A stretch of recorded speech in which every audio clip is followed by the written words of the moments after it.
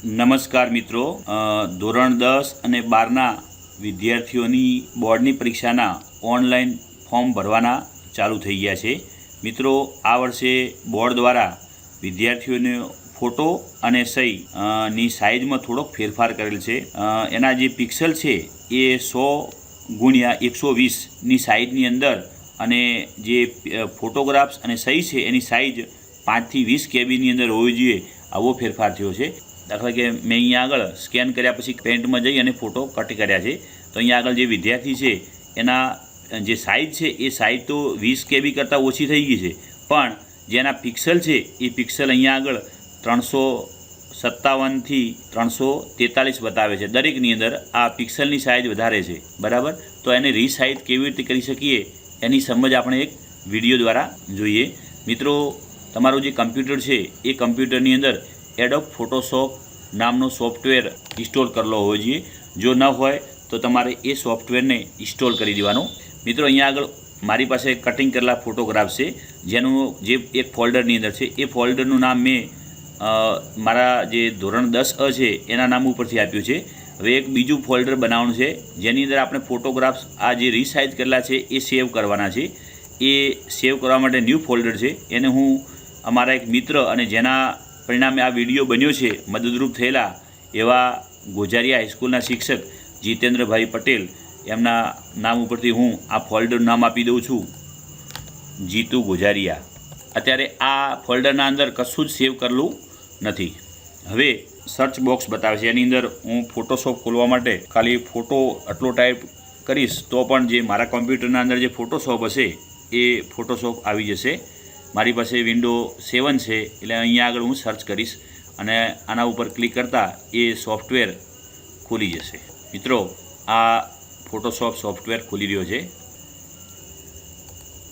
અહીંથી હું આને મિનિમાઇઝ કરી દઉં છું. હવે આ જે ફોટોગ્રાફ છે મારી પાસે જે કટિંગ કરેલા, આની સાઇઝ તો બરાબર છે, પણ જેના પિક્સલ બરાબર નથી. તો આમાંથી કોઈ પણ હું એક ફોટો પકડી અને ડ્રેગિંગ દ્વારા આ ફોટોશોપની અંદર લઈશ. કોઈ પણ વિદ્યાર્થીનો લઈ શકું છું. હું અહીંયા આગળ 15 નંબરના જે વિદ્યાર્થી છે એનો અહીંથી આમ ડ્રેગ કરી અને જે ફોટોશોપનું જે અહીંયા આગળ બતાવે છે આઇકોન, એના ઉપર ક્લિક કરતાં અહીંયા એના માઉસની જે ડાબી કી છે એ છોડી દઈશ. તો અહીંયા આગળ વિદ્યાર્થીનો ફોટોગ્રાફ્સ આવી જાય છે. હવે મિત્રો, ખાસ સમજવાનું છે, આ ફોટોગ્રાફ્સ તો અંદર આવી ગયો છે. હવે આને આપણે રીસાઇઝ કરવાનો છે. તો પ્રથમ આપણે એક ફોટોગ્રાફને રીસાઇઝ કરીશું. એના પહેલાં આપણે એક્શન કમાન્ડનો ઉપયોગ કરી વિન્ડોની અંદર આવેલી છે અને આપણે રેકોર્ડ કરવાનું છે. કેવી રીતે રેકોર્ડ કરી શકાય એ જોઈએ. આ ઉપરનો જે મેનુ છે એ ઉપરના મેનુની અંદર અહીંયા વિન્ડો લખેલું છે. એ વિન્ડો ઉપર ક્લિક કરતાં અહીંયા આગળ એક્શન લખેલું છે, એ એક્શન ઉપર ક્લિક કરતાં ત્યાં આગળ ટિકમાર્ક થઈ જશે. જમણી બાજુ છે એ જમણી બાજુની અંદર એક નાના સરખા બોક્સની અંદર હિસ્ટ્રી અને અહીંયા આગળ બોક્સ એક્શન બતાવશે. અત્યારે એક પણ એક્શન ક્રિએટ કરેલ નથી, એટલે અહીંયા આગળ જો ડસ્ટબિન જેવો સિમ્બોલ દેખાય છે એની બાજુમાં નાનું સરખું આમ ચોરસ હોય, ત્યાં આગળ લખેલું ક્રિએટ ન્યૂ એક્શન, એના ઉપર ક્લિક કરીશું. હવે આ એક્શનનું નામ તમે આપી શકો છો. એક્શન 1 રાખો તો પણ ચાલે, પણ હું અહીંયા આગળ સરળતા ખાતર બીજી જો મારા કમ્પ્યુટરના અંદર જો એક્શન પડી હોય તો કોઈ પ્રોબ્લેમ ના આવે એટલા માટે હું નામ આપી શકું છું. તમે નામ તમારા નામથી પણ આપી શકો છો, તમારી સ્કૂલના નામથી પણ આપી શકો છો. તો મિત્રો, અહીંયા આગળ એક્શનનું જે નામ છે એ હું નામ આપી દઉં છું. મારા જે સ્કૂલ છે એ ગામનું નામ આપી દઉં છું, જડિયા. અને અહીંયા આગળ રેકોર્ડ ઉપર ક્લિક કરીશ. જો મિત્રો, રેકોર્ડ ઉપર જેવું ક્લિક કરતાં અહીંયા આગળ તમે જોઈ શકો છો લાલ રંગનું એક રેકોર્ડિંગ થતું હોય એવો આપણને સિમ્બોલ દેખાય છે. હવે જે હું પ્રવૃત્તિ અહીં કરીશ એ બધું જ દરેક કમાન્ડ અહીંયા રેકોર્ડ થઈ જશે. હવે આ જે ફોટોગ્રાફ્સ મેં લાવેલો છે એ ફોટોગ્રાફ્સને રીસાઇઝ કરી દઈએ. આ જે ઉપરના મેનુ છે એમાંથી ઇમેજ ઉપર ક્લિક કરશું. ઇમેજ ઉપર ક્લિક કરતાં ઇમેજ રીસાઇઝ એના ઉપર ક્લિક કરીશું. તો જે ફોટોગ્રાફ છે એ ફોટોગ્રાફની જે સાઇઝ છે એ બતાવશે. જો અહીંયા આગળ પિક્સલની જગ્યાએ પર્સન્ટેજ બતાવતું હોય તો તમારે અહીંયા આગળ પિક્સલ સિલેક્ટ કરવાના અને પિક્સલની અંદર આપણી સાઇઝ છે અહીંયા આગળ લખીશું 100 અને જે હાઇટ છે એની અંદર લખીશું 120. મિત્રો, બીજા કશું જ ચેન્જિંગ કરવાના નથી. હવે અહીંયા આગળ ઓકે કરી દઉં છું. ઓકે કર્યા પછી આ જે ફોટોગ્રાફ્સ છે એ ફોટોગ્રાફ્સને મારે સેવ કરવાનો છે. જે નવું ફોલ્ડર બનાવ્યું હતું જીતુભાઈના નામ ઉપરથી, જીતુભાઈ ગોજારિયા, એ ફોલ્ડરની અંદર હું સેવ કરી દઈશ. તો અહીંયા આગળ લખેલું છે સેવ ફ્રોમ વેબ, એના ઉપર ક્લિક કરીશ. એના ઉપર ક્લિક કરતાં જો અહીંયા આગળ જેપીજે ફોર્મેટ ન બતાવતું હોય, એની જગ્યાએ જો ગિફ્ટ એવું લખેલું હોય તો એને ચેન્જ કરી અને આપણે અહીંયા આગળ જેપીજે જે ફોર્મેટ છે એના ઉપર ક્લિક કરીશું. બાકીનું કશું ચેન્જ કરવા નથી. જો જેપીજે ન હોય તો એને સિલેક્ટ કરવાનું. અહીંયા મેક્સિમમ ભલે રહો, અહીંયા કશું આપણે લો બીજું કશું આ કોઈ ચેન્જ ફેરફાર કરવાનું નથી. અહીંયા ભલે એમને મેક્સિમમ રહો. હવે સેવ કરી દઈએ. આ ડેસ્કટોપના ઉપર જીતુ ગોજારિયા નામનું જે ફોલ્ડર છે એ ફોલ્ડરની અંદર હું આ ફોટોગ્રાફ્સને જેપીજે ફોર્મેટની અંદર, આ જે ફોર્મેટ છે જેપીજે ફોર્મેટની અંદર હું સેવ કરી દઉં છું. હવે એ ફોટોગ્રાફ્સ સેવ થઈ ગયો છે. હવે શું કરવાની છે પ્રોસેસ? હવે જે અત્યારે એક્શન જે રેકોર્ડ થતી હતી એ એક્શનને અહીંયા આગળ જે આમ એક ચોરસ જેવો સિમ્બોલ દેખાય છે એના ઉપર ક્લિક કરતાં એ એક્શન બંધ થઈ જશે. હવે અત્યાર સુધીની જે આપણે પ્રોસેસ કરી એ બધા જ પ્રોસેસને આ એક્શન દ્વારા રેકોર્ડ થઈ ગઈ છે. હવે શું કરવાનું છે? હવે આપણે આ જે ફાઇલ મેનુ છે એના ઉપર ક્લિક કરીશું. ફાઇલ મેનુની અંદર ક્લિક કરતાં અહીંયા નીચે તરફ જઈશું આપણે તો ઓટોમેટ લખેલું છે. એ ઓટોમેટની ઉપર માઉસનું કર્સર લઈ જઈશું ત્યારે બાજુના અંદર એક બીજું જ બોક્સ ખુલી જશે જેમાં લખેલું છે બેચ. એ બેચના ઉપર ક્લિક કરશું. બેચના ઉપર ક્લિક કરતાં જે મેં એક્શનનું નામ આપ્યું હતું જડિયા, એ ઓટોમેટિક ત્યાં આવી જશે. મિત્રો, જે ફોલ્ડરની અંદર મારા ફોટોગ્રાફ છે જેનો ઉપયોગ કરી મારે રીસાઇઝ કરવાના છે એ ફોલ્ડરને હું સિલેક્ટ કરીશ. 10 લખેલું છે એના ઉપર હું ક્લિક કરીશ એટલે એ ફોલ્ડર સિલેક્ટ થશે.